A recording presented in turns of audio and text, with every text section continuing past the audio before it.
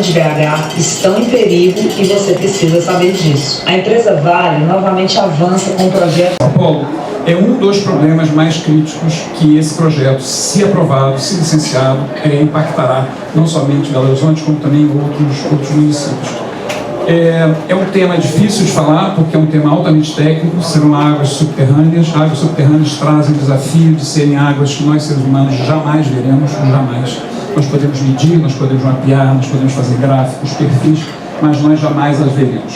Então é muito complicado a gente falar sobre um assunto que o ser humano nunca viu e nunca verá.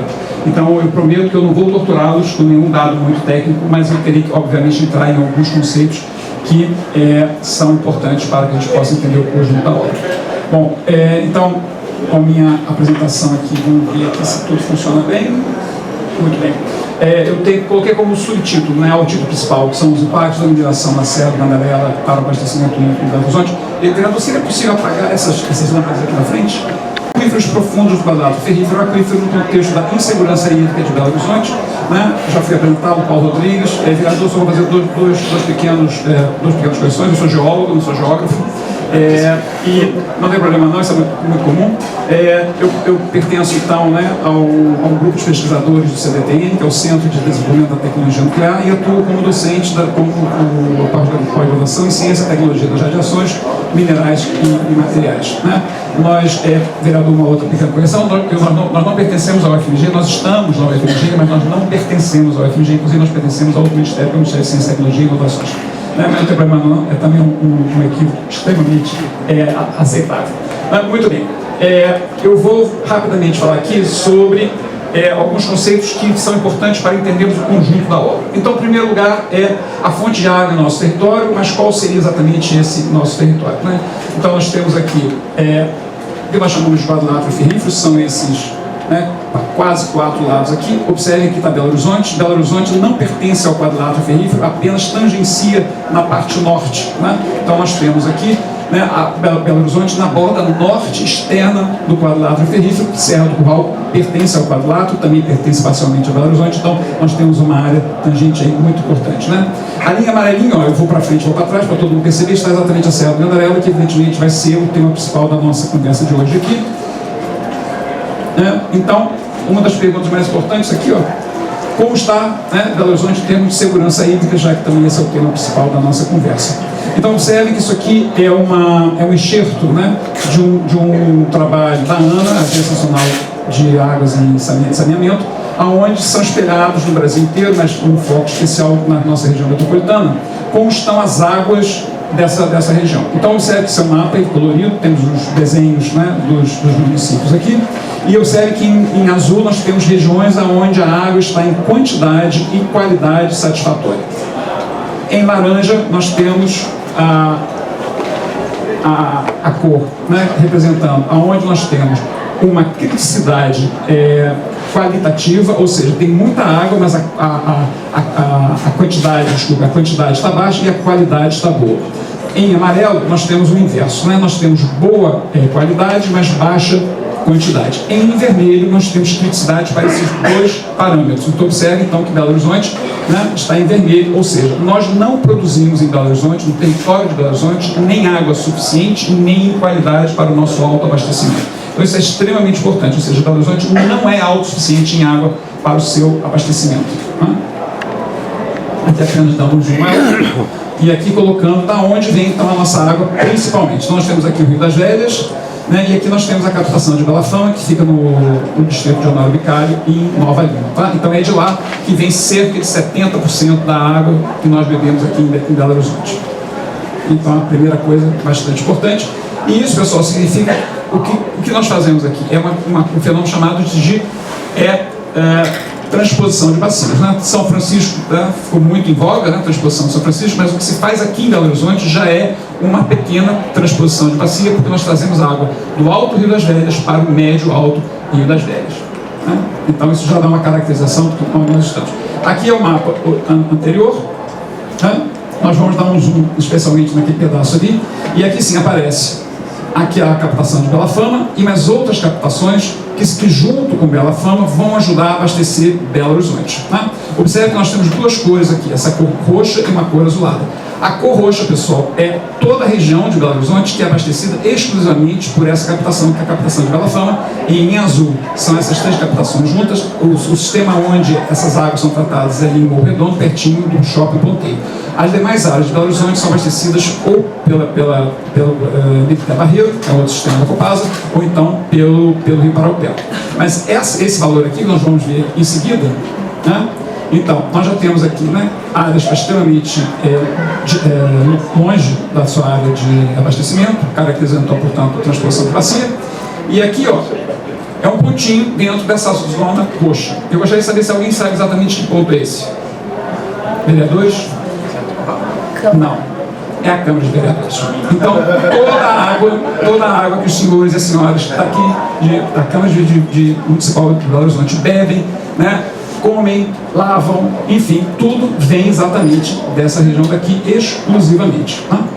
Bom, esses dados não são nossos, esses dados são da Copasa, né? E aqui, ó, aqui estão os municípios que são abastecidos por 2 sistemas. São sistemas que estão dentro do quadrilátero ferrífero. Sistema, talvez não dê para ler aqui, mas aqui é Rio das Velhas, RV, e aqui é Morro Redondo. Tá? Então nós temos aqui cerca de 70%, 71% do Rio das Velhas e mais 5% de Morro Redondo. Ou seja, o Alto Rio das Velhas contribui com cerca de 75% de toda a água consumida em Belo Horizonte. Mas em especial, evidentemente, está Bela Fama, por causa dos seus 70%, quase 71%. Bom, muito bem. Aqui é uma consequência dos dados da Copasa, né? Então nós vemos aqui especialmente, né, Belo Horizonte com 70%. Se nós transformarmos, né, esse 70% aqui de água, né, na população de 2016, evidentemente essa população já aumentou mais aqui, mas nós teremos correspondente a cerca de 1.774.000 pessoas sendo abastecidas em Belo Horizonte somente. Se nós considerarmos os outros municípios que também fazem parte desse abastecimento aqui, nós vamos chegar a um total de 2.400.000 pessoas. Tá? E aqui uma informação extremamente importante, né, da região metropolitana de Belo Horizonte, se considerar daqueles municípios que são abastecidos pela Copasa, nós temos cerca de 41% são abastecidos exclusivamente por essa captação. Ou seja, estamos falando aqui da segurança hídrica ou da soberania hídrica de cerca de 2.400.000 pessoas, ou provavelmente muito mais nos dias de hoje. Então, novamente, nosso mapping aqui já conhecido, né? Ele vai cair na prova. Aqui nós temos, então, a localização novamente da captação de Bela Fama. Né? Observe, então, que evidentemente não é apenas o Rio das Velhas sozinho que abastece, né? Nós temos uma série de afluentes que nascem, né, nos contrafortes de dentro aqui da nossa região conhecida como quadrilátero ferrífero, né? São todos esses contrafortes que vão proporcionar a existência dos rios, dos afluentes, e esses afluentes, por sua vez, vão abastecer o Rio das Velhas, e finalmente aqui será feita a captação principal da Copasa. Né? Então é importante a gente saber como é que isso se dá hidricamente. Aqui nós temos a cidade de Nova Lima, aqui nós temos o Rio das Velhas, aqui é feita a captação e aqui é feita o tratamento, né, das águas que vêm abastecer 70% e 71% de Belo Horizonte. Aqui apenas um zoom, né? É uma área muito bonita. Aliás, eu recomendo para quem nunca esteve na estação de tratamento de água, porque lá no final do tratamento a gente tem uma espécie de piscina olímpica, uma cor azul muito bonita, né? Então é extremamente interessante. Bom, eu não poderia falar sobre água se eu não citasse aqui, né, um pouquinho da área técnica que se chama o ciclo da água, né? Ou seja, da onde vem toda essa água. Então a água que nós bebemos aqui na Câmara, que todos bebem aqui, não vem da Copasa. A Copasa capta, a Copasa trata e a Copasa distribui.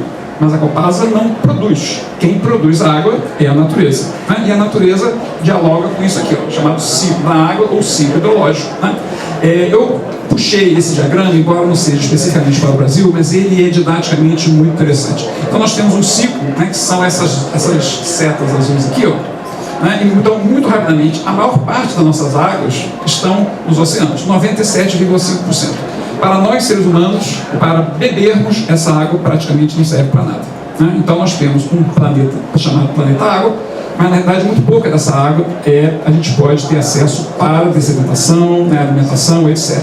Bom, só que ela evapora, né, e entra para cima do continente, e aqui nós temos então um determinado momento em que essas águas se precipitam em forma de geleiras. Eu vou ficar devendo geleiras para todo mundo aqui, vamos falar só então das chuvas e eventualmente de granizo, que infelizmente estão ficando cada vez mais frequentes, tá? E nós temos evidentemente algumas outras águas que caem diretamente sobre esse território. Porém, esse território aqui é um pouquinho mais valioso, conforme a gente vai ver. E o que nos interessa aqui, já que nós vamos falar sobre águas subterrâneas, é o que acontece efetivamente quando as águas caem no que nós chamamos aqui zona de recarga hídrica. Essas águas, portanto, elas infiltram. A partir do momento que elas infiltram, elas podem ser acumuladas aqui no subterrâneo. E a partir desse acúmulo, quando essa caixa d'água subterrânea já estiver muito cheia, ela começa a jogar para fora. É o famoso ladrão, né? Que antigamente a gente chamava, né? Que as caixas d'água tinham um ladrão. Vertia para fora da caixa d'água quando a caixa d'água estava cheia. Então observem que elas têm, né? Essas linhas azuis aqui indicam a direção dessas águas subterrâneas e vão cair aqui no mar. Eu também vou ficar devendo o mar para vocês, né? Já tivemos mar em Minas Gerais, mas já faz um pouco tempo. E aqui nós temos também alguns lugares muito peculiares, como vocês podem observar aqui, que é uma água subterrânea subindo. Então aquele provérbio, fogo morra acima, água morra abaixo, ninguém segura, não vale para as águas subterrâneas, né? O vereador aí já sabe dessa aula de cor. Então nós temos a água subterrânea subindo mesmo, né? Então, e é exatamente esse um dos pontos críticos que nós temos que conversar aqui. E eu vou apenas fazer uma sominha aqui de padeiro, né, que são os valores colocados, né? Observe que esses dados não são meus, né? Isso aqui é de um livro, né? Portanto, com toda a aquiescência da sociedade acadêmica. Então nós temos, pegando aqui 97,5% desse primeiro aqui, e depois todos esses outros, né, componentes do ciclo da água no planeta, colocados nos seus percentuais médios, né? Fechando em torno de 99,99%, portanto 100%. São evidentemente números extremamente pequenos, já que o oceano é absolutamente soberano e fica com a maciçamente maior parte das águas disponíveis no planeta. Mas eu gostaria de chamar a atenção apenas desses dois itens aqui. Nós temos são as águas superficiais e aqui as águas subterrâneas, né? São as que nos dizem mais respeito aqui especialmente. Embora ambas sejam 0, alguma coisa por cento, na hora que a gente compara uma com a outra, a gente encontra um número meio mágico, que é esse número 40. Então, existe, apesar de muito pouco, existe mais do que 40 vezes água no subterrâneo do que nós efetivamente vemos na superfície. Então, isso é extremamente importante porque aquilo que eu falei inicialmente, que nós seres humanos não vemos as águas, mas nós podemos medi-las. Então, observem que tudo que vocês olharem, os rios, lagoas, né, qualquer lugar no continente que vocês olharem, vocês vão fazer a conta, multiplicar por 40, é o que nós temos lá por baixo. Tá? E quando lá por baixo está bem, aqui em cima também vai muito bem. Tá? Então nós temos aqui algumas conclusões bastante importantes. Primeiro, toda a água dos continentes vem inicialmente da precipitação, então não existe aquele mito de que basta furar, né, fazer um poço, algumas pessoas chamam de poço artesiano, que a gente vai encontrar água e aquela água é infinita. Aquela água que está no subsolo, ela vem obrigatoriamente das chuvas e da infiltração a partir delas. Existe cerca de 40 vezes mais água no subsolo do que na superfície. A água subterrânea pode subir. E não por último, em caso de estresse hídrico subterrâneo, as águas superficiais são as primeiras a aparecer. Ou seja, águas superficiais são os sentinelas da saúde das águas subterrâneas. Continuando então, ali chamando a atenção que as águas subterrâneas podem subir. Então nós temos essa conclusão infelizmente invisível para a sociedade, que é a resiliência hídrica, ou seja, a segurança hídrica de um território é determinada muito mais pela integridade de seus aquíferos, ou seja, pela segurança de suas águas subterrâneas, do que pela segurança de suas águas superficiais. Ou seja, a situação das águas superficiais é uma consequência da situação das águas subterrâneas, ou seja, os rios, nascentes, lagos, etc., são uma dádiva das águas subterrâneas. Tá? E segurança hídrica, já que nós estamos falando sobre esse assunto aqui, né, segundo a ONU, é a capacidade da população ter acesso sustentável à água em quantidade e qualidade adequadas para a manutenção da vida e bem-estar humano, garantindo o desenvolvimento das atividades econômicas, garantindo a proteção contra as doenças, veiculação hídrica, desastres associados à água, bem como a preservação dos ecossistemas. Então foi aquele mapa original que eu coloquei, que é da ANA, Agência Nacional de Águas, falando sobre a importância da quantidade e também da qualidade. Então, novamente, o nosso diagrama, só que agora eu vou mostrar um pouquinho sobre as funcionalidades. Então, eu já cantei um pouquinho no início aqui da minha conversa, mostrando que aonde nós temos as montanhas são as chamadas zonas de recarga hídrica. Ou seja, é aqui que todas as águas subterrâneas começam. Depois nós temos a zona de acumulação hídrica, onde as águas subterrâneas são acumuladas, são armazenadas. E, finalmente, alguns lugares onde essas águas elas voltam para fora do subterrâneo, seja na parte continental, a partir, né, desse cenário que nós temos aqui, ou então, se nós tivermos no litoral, volta para o mar, né, porque afinal de contas o mar também precisa ser recarregado. Bom, então nós temos aqui, pessoal, isso é muito importante, zona de recarga hídrica, zona de acumulação hídrica e zona de descarga hídrica, ok?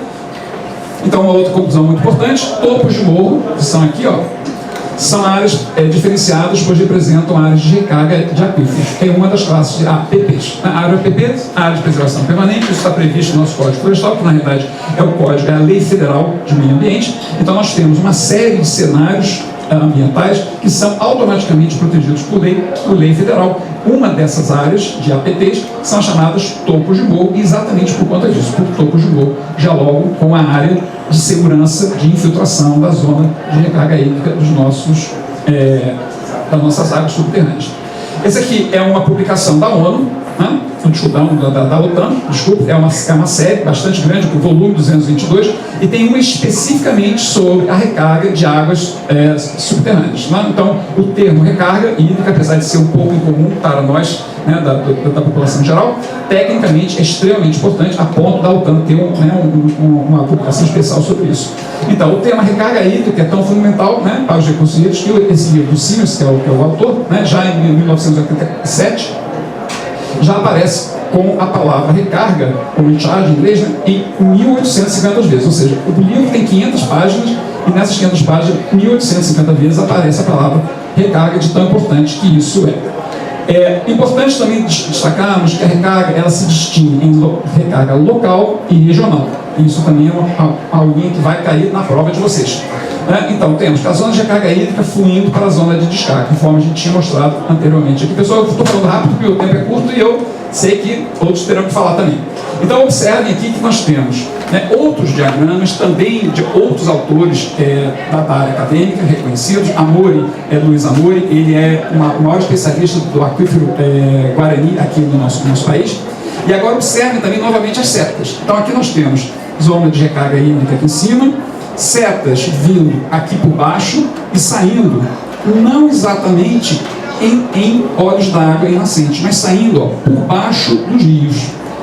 Outras setas vêm mais profundamente ainda e saem também, ó, nos leitos profundos dos rios. Nós não temos nesse diagrama, né, a origem das águas de nascentes. Tá? Nós sabemos que a nascente vem das águas subterrâneas, mas esse diagrama está focando exatamente o que nós chamamos de recarga regional. Ou seja, a água da chuva cai aqui, mas a sua região de descarga é extremamente longe, ou pode ser extremamente longe, da zona de recarga. E não é apenas o Luiz Amori que fala sobre isso, né, onde nós temos então, né, as águas subterrâneas nascidas na zona de recarga fluindo para o leito do rio diretamente, ou seja, ela não está gerando nesse diagrama as nascentes.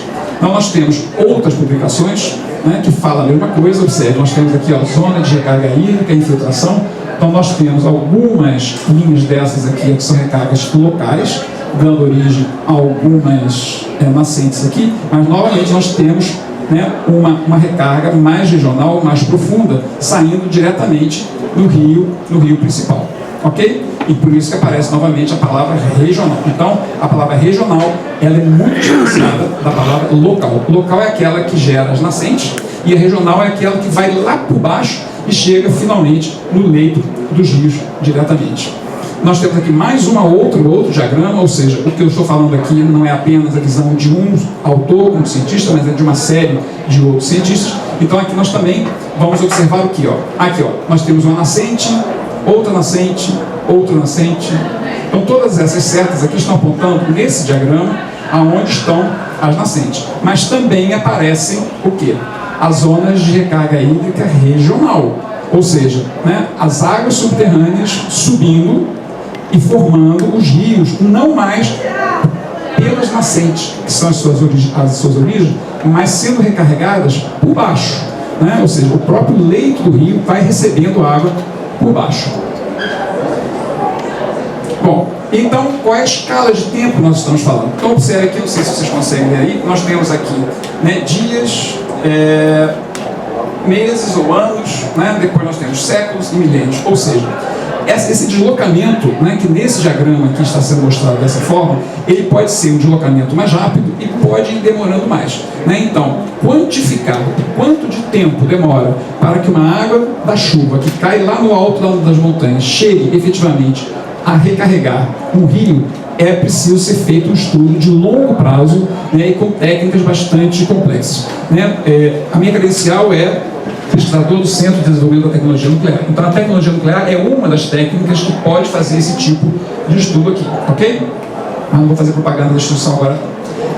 Então, nós temos aqui novamente, né, a recarga vindo por baixo.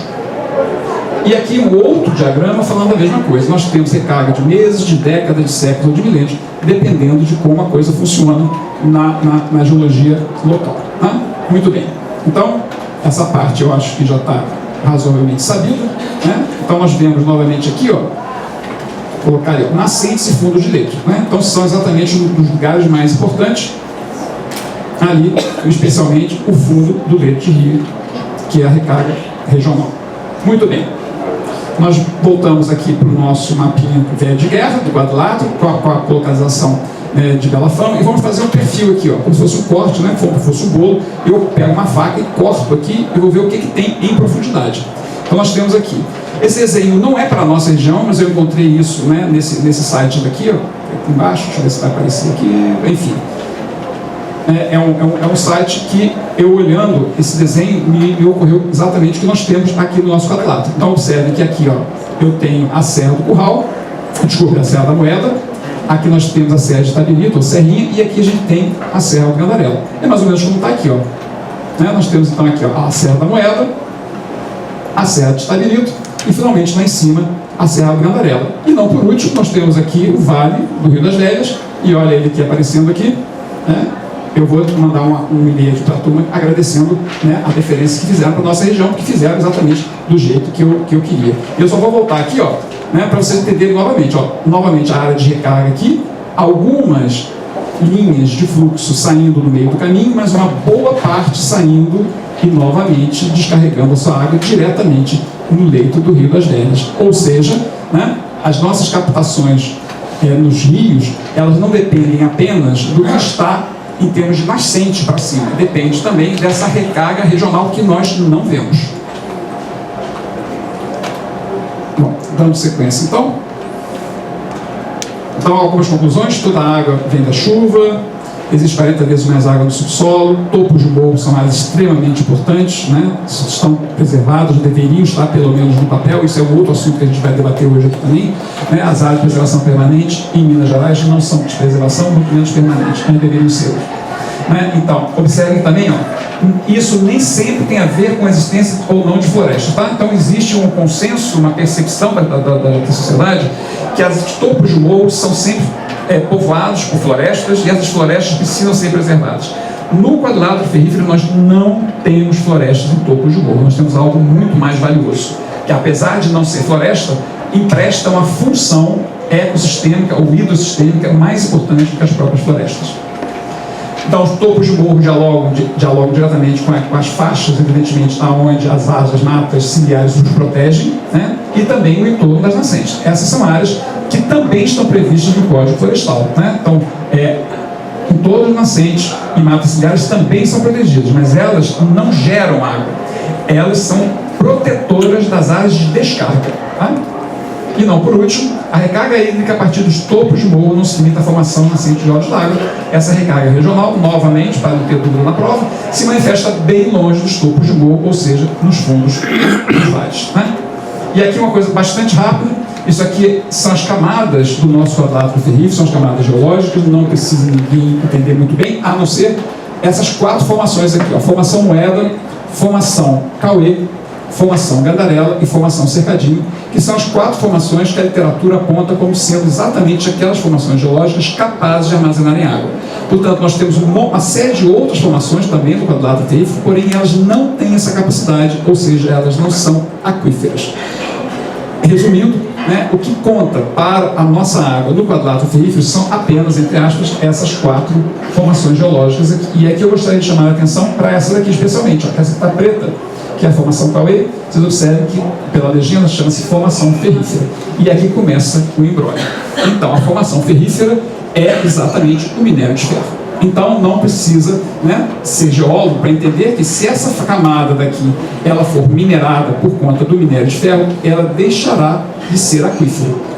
Ah, Paulo, mas nós temos ainda outras 3. Veremos se é a coisa bem assim. E lá em cima, que não cabe nessa escala de tempo daqui, nós temos as cangas lateríticas, que também vou falar muito rapidamente aqui. E aí alguém pode perguntar, Paulo, mas essa história de aquífero é tão importante assim? É o que se passa no Brasil em termos de águas subterrâneas. Então aqui, ó, é o mapa da CPRM, né, o Serviço Geológico do Brasil, ele gerou já há um tempo o mapa dos aquíferos. Né? Então aqui não são as formações geológicas especificamente, mas são aquelas que emprestam a sua habilidade a carregar e a fornecer água. Então o Brasil inteiro, né, o nosso país inteiro, ele já tem um mapa de todas as águas subterrâneas, de todos os aquíferos. Então são nessas tabelinhas aqui, eu não vou entrar em detalhe aqui, mas é só para vocês entenderem a importância que isso tem já reconhecidamente. Né? Então, se nós pegarmos novamente nosso mapinha daqui, ó, né, com principalmente os topos de morro, e observe então que aonde nós temos essa cor mais escura são exatamente os topos de morro. Nós temos aqui a Serra do Curral, ó, né, que também é palco de grandes conflitos hídricos. Nós temos então, né, os famosos topos de morro. Então, onde tem a parte mais escura são os topos de morro. E do lado aqui direito, eu vou traduzir aquilo que eu comentei anteriormente. Aquelas 4 formações geológicas, junto com as cangas, né, eu colori em azul, e quanto mais intenso é o azul, mais importantes são essas formações, essas 4 formações, em termos de capacidade de armazenamento de água subterrânea. Né? Então, desse lado de cá, esses dados são, né, da Codeng, antigamente Codenig. Eu apenas colori essas formações em cores variadas para representar a importância que elas têm em termos dos seus aquíferos. Observe então que os aquíferos do quadrilátero, principalmente esses chamados aquíferos profundos, eles se encontram exatamente aonde estão os topos de morro. Né? Observaram que o desenho daqui, ó, é exatamente coincidente com o de cá, todos eles. Né? Então a Serra do Andarela está aqui, parece uma baleia virada de cabeça para baixo, mergulhando. Então nós temos aqui, né? Aqui também, pessoal, faz parte do quadrilátero, tá? É a Serra de Itatiaia do Sul, só que é como se fosse um apêndice, né? Então a gente considera só o quadrilátero quadradinho aqui, mas isso aqui também faz parte. Então vocês observem que existe uma coincidência muito grande entre os aquíferos mais importantes, que são esses aqui em azul escuro, com os topos de morro que estão do lado de cá. E se a gente então agora fizer uma análise, nós veremos então que no quadrilátero ferrífero os topos de morro, são as zonas de recarga hídrica, como comentei anteriormente, coincidem com o aquífero mais importante da região, que é o aquífero Cauê, aqui, ó, que faz uma dobradinha com as cangas. O quadrilátero ferrífero, portanto, não é apenas ferrífero, mas é também um aquífero, ou seja, a partir de agora a gente pode usar a abreviatura QFA, que é quadrilátero ferrífero aquífero. E juntando os dois mapas, a gente vai ter, novamente, né, a coincidência perfeita entre os aquíferos mais importantes, chamando novamente a atenção que é onde está o azul mais escuro, é onde nós temos a formação ferrífera, que é a formação Cauê. Bom, e aí temos uma informação que é do IBRAM, que é o Instituto Brasileiro de Mineração, portanto não é coisa de ambientalista, que fala que cerca de 80% das reservas de quadrilátero ferrífero aquífero estão no Cauê. Ou seja, quando nós falamos em quadrilátero ferrífero, falamos em quadrilátero ferrífero aquífero, e quando falamos de aquífero, nós estamos falando da formação Cauê, que é o minério de ferro. Aquíferos potentes em topos de morro, né, pessoal? Então nós vamos observar o seguinte: quando nós falamos sobre aquífero Guarani, aquífero Amazônico, aquífero Parnaíba, aquífero Urucuia, nós temos uma série de aquíferos conhecidos, e esses aquíferos estão sempre em fundo de vale, porque é para lá que as águas subterrâneas migram naturalmente. No quadrilátero ferrífero isso não ocorre. Nós já temos aquíferos em topos de morro. Ou seja, no lugar mais nobre de recarga hídrica, nós já temos o aquífero de boca aberta para cima, esperando apenas a chuva cair.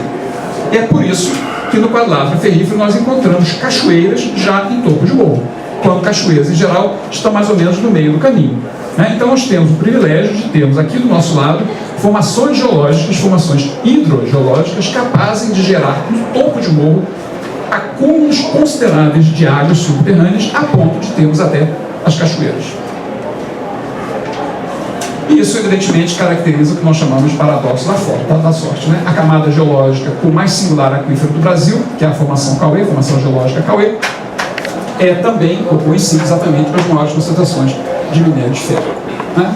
Então agora nós vamos voltar para o tema inicial, né? Aqui estão os limites do Parque Nacional da Serra do Candarela.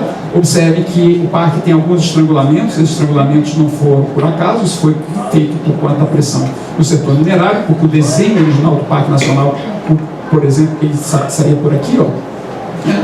Mas as pressões foram extremamente grandes na época da criação do parque, e as mineradoras desse vale, né, conseguiu fazer uma mordida, né, no nosso limite do nosso parque, deformando, né, e abruptamente mutilando uma parte extremamente significativa, lembrando que essa parte é a parte mais importante em termos de recursos hídricos, que deveria ter ficado dentro do parque. Então nós, inclusive, chamamos, né, ou falamos que criou-se o Parque Nacional da Serra do Candarelo sem a Serra do Candarelo, ou pelo menos apenas uma pequena parte dela.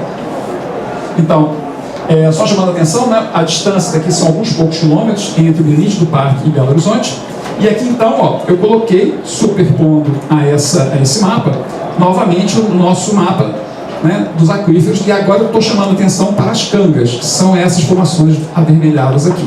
E as cangas, conforme eu mencionei para vocês, elas substituem a função que as árvores, que as matas fazem, porém com grandes vantagens. As cangas protegem de erosão que está por baixo, portanto protege o aquífero. As cangas, apesar de muito duras, elas são muito permeáveis e muito porosas, ou seja, elas propiciam que a água da chuva praticamente infiltre de imediato para o aquífero que está logo abaixo dela. Então nós temos não somente um aquífero em topo de morro, como nós temos um telhadinho permeável de boca aberta, esperando apenas a água cair. Em especial na Serra do Candarela, nós vamos ver que isso é um pouquinho mais singular ainda.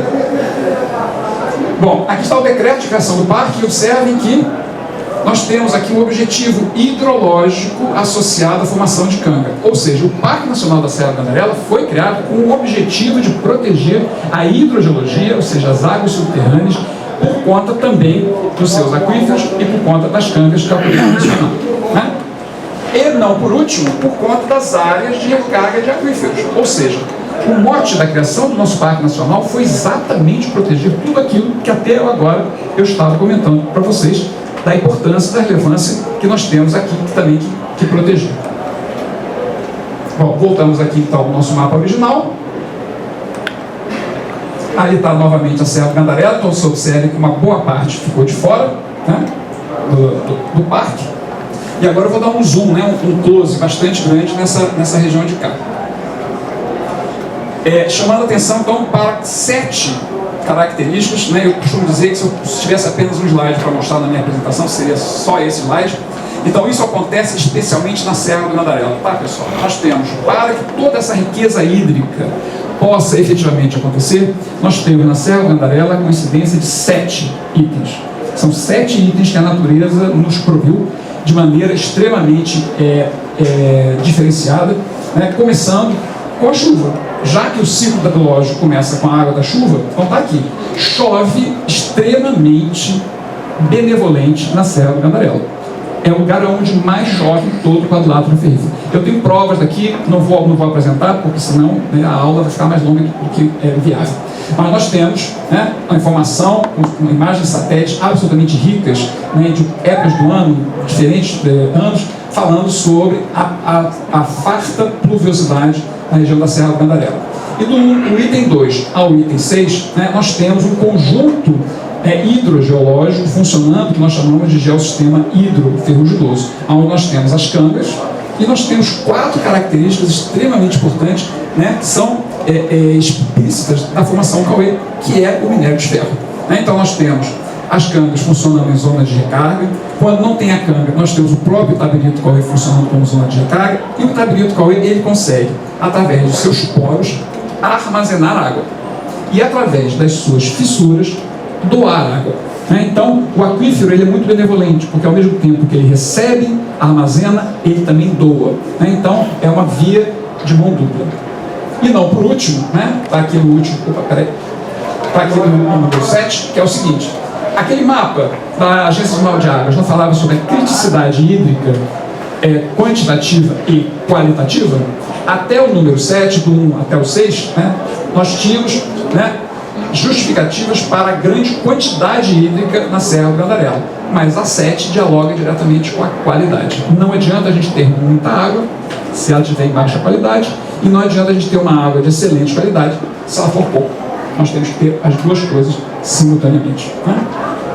Bom, novamente, então agora aqui, ó, né, já reconhece o restinho aqui do quadrilátero, né, o limite do Parque Nacional, e vou dar um zoom aqui em cima, e esse branquinho daqui vocês vão ver qual é o tamanho da encrenca.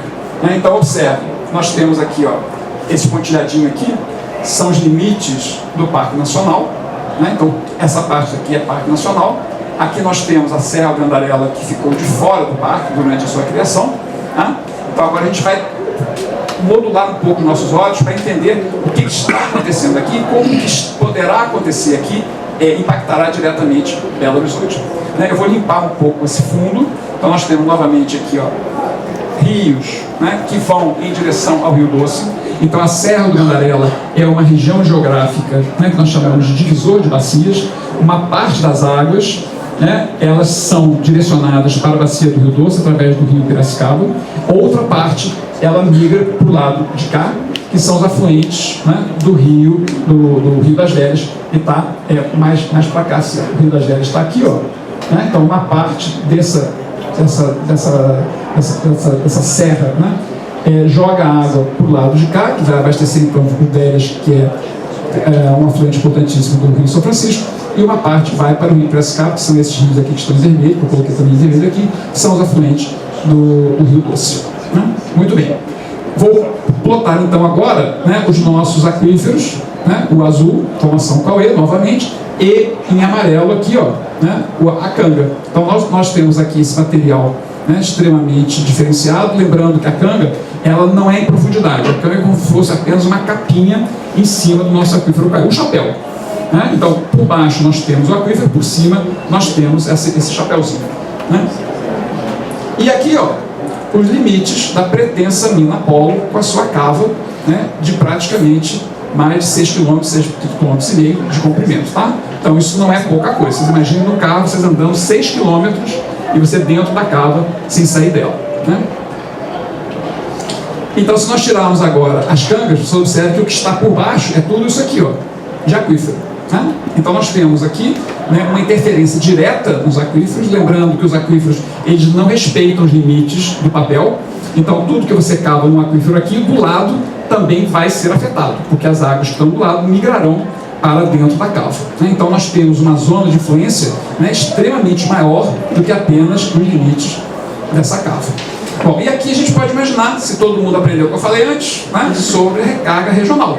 Então não são apenas as nascentes que estão aqui, ó, que vão sofrer com a destruição da nossa maravilhosa zona, da nossa formação hidrogeológica Cauê, que está sendo destruída pela mina Apolo, ou seria destruída pela mina Apolo. Nós temos, evidentemente, todas essas nascentes que vão desaparecer quase que de imediato, mas nós temos também, ó, as recargas, né, regionais, dos fluxos hídricos regionais que sairão daqui e vão chegar até a região do Rio das Velhas. Né? Então agora, se a gente perder um pouco o zoom, ó, então nós vamos nos afastar um pouco. Aqui estão os limites da pretensa mina Apolo, em vez dos limites do parque. Né? O nosso aquífero Joia Rara, nós temos aqui o Rio das Velhas, né? Aqui nós temos a captação de Bela Fama. Então o mesmo fenômeno, né, vai ocorrer aqui. Nós teremos um comprometimento de todas essas regiões através da perda da recarga hídrica regional. Observem que uma parte vai ficar antes da captação de Bela Fama, portanto vai impactar diretamente Bela Fama, e outra parte vai impactar depois de Bela Fama. E é extremamente importante a gente lembrar o seguinte: não é porque está depois de Bela Fama que não tem problema. Né? Porque quanto mais o Rio das Velhas puder se recuperar depois da captação de Bela Fama, mais a Copasa estará tranquila e confortável para captar volumes consideráveis na sua captação. Então nós temos uma importância pré-Bela Fama, que é todo esse cenário aqui de recarga hídrica regional, mas também nós temos todo esse material aqui posterior à Bela Fama. Então, já chegando ao final, né, mas Belo Horizonte não está sob controle, né, afinal de contas, até hoje a gente não teve, né, racionamento de água. Deveríamos ter tido em 2014, né, não tivemos por razões políticas. Né? E aqui, ó, né, um excerto do EIA da Vale, aonde coloca aqui, ó, né, significa tratar, é o projeto Apolo, tá? De uma atividade que suscita posicionamentos com a interferência com o potencial turístico regional com com a produção de água para a região metropolitana de Belo Horizonte. Né? Então nós temos, né, o réu confesso no meio do próprio empreendedor dizendo que o sistema de abastecimento, né, que a produção de água para a região metropolitana precisa ter posicionamentos, ou seja, vai ter impacto e as pessoas têm que saber disso. E não por último, né, nós temos algumas aberrações aqui, eu vou pular isso aqui, pessoal, porque eu já falei anteriormente, né, que é a questão dos topos de morro. Né? Então, os topos de morro deveriam ser protegidos por lei, quer dizer, são protegidos por lei, mas apenas no papel. Em Minas Gerais, existe uma aberração que o topo de morro pode ser destruído sem a menor cerimônia, por outras razões jurídicas que a gente não pode falar aqui por conta do tempo, mas podemos falar no debate. Então, nós temos o resumo da ópera aqui, já terminando a minha apresentação. Né, nós estamos, né, um caso iminente de estresse hídrico, não somente por conta disso, o meu colega aí depois vai falar um pouco mais sobre essa questão. Né? Nós temos a sobreexplotação ou destruição dos aquíferos, né? Portanto a gente perde áreas superficiais, porque são as primeiras a desaparecerem. A resiliência hídrica está ligada efetivamente à integridade dos nossos aquíferos, que estão sendo comprometidos. Topos de morro são áreas diferenciadas, por isso, por exemplo, as áreas de carga hídrica. No quadrátero ferrífero, o aquífero mais importante está em topo de morro, né? Ou seja, nós temos o topo de morro diretamente ligado à zona de recarga hídrica. A formação Cauê, ela funciona com 3 aptidões extremamente raras, ela está em topo de morro, ela permite excelente taxa de filtração e ainda por cima constitui a zona de acumulação hídrica, ou seja, o próprio lugar onde a água subterrânea fica armazenada. Né? Ou seja, a formação Cauê tem características hidrogeológicas enormes, né? E faz responsável por cerca de 80% das águas subterrâneas profundas de todo o quadrátero ferrífero. Nós temos o quadrátero ferrífero com uma verdadeira usina hidráulica. A formação Cauê, né, que compõe o aquífero profundo mais importante de todo o quadrátero ferrífero, também é composto por minério de ferro, e aí nós temos um conflito de interesse enorme. Nós temos, por um lado, a sociedade que depende dessas águas, por outro lado, uma empresa que visa lucro. Então, ao se minerar o ferro, incluindo as câmaras ferruginosas, destroem-se reversivelmente os topos de morro e o aquífero mais importante para a manutenção de todos os rios e captações de água fundamentais para o abastecimento de Belo Horizonte e de inúmeros outros municípios vizinhos. Né? Só para fazer um comparativo aqui com a Serra do Curral, né, eu acredito que os vereadores dessa casa, né, estão sempre muito ligados nessa questão, mas observem, né, que sem detrimento, né, sem menosprezar, está avançando na Serra do Curral, nós temos lá 3 cavas, né, que só um empreendimento minerário já ocupa, né, 416 metros quadrados. Isso se a gente olhar de cima. Né? Na Serra do Candarela, o projeto Apolo, só a cava é 10 vezes mais. Tá? Então, se a Serra do Curral já suscitava todo aquele desespero, imagine um outro empreendimento que na sua superfície é 10 vezes maior. Com agradecimentos especiais a Flávio Fonseca do Carmo e Luciano Camilo, são do Instituto Cristo, foram eles, apesar de biólogos, foram eles que me apresentaram como geólogo as primeiras ideias sobre a importância, principalmente das cangas, referentes à questão hídrica. Okay? Aqui estão, então, algumas das bibliografias consultadas mais relevantes, são 2 páginas. Né? Eu gostaria, então, de agradecer mais uma vez. Desculpe se eu passei um pouco do tempo, vereador, mas eu acho que fica um pouco mais compreensível o porquê. Né? Nós temos um complexo de informações científicas difíceis de serem traduzidas. Né? Eu esmerei o máximo para traduzir de uma maneira mais palatável para o público em geral, mas eu acho que a mensagem ficou bastante clara. Né? O que acontecer na Serra do Candarela vai afetar diretamente aqui a nossa região, porque nós dependemos de Bela Forma. Ok? Então, muito obrigado. Ok, registrado. Fundamental. E a lama avançou qual dilúvio infernal. Acidente não foi, sabiam que não, mas tinham que produzir, tinham que produzir. Mariana, Brumadinho, profetas falaram, mas os grandes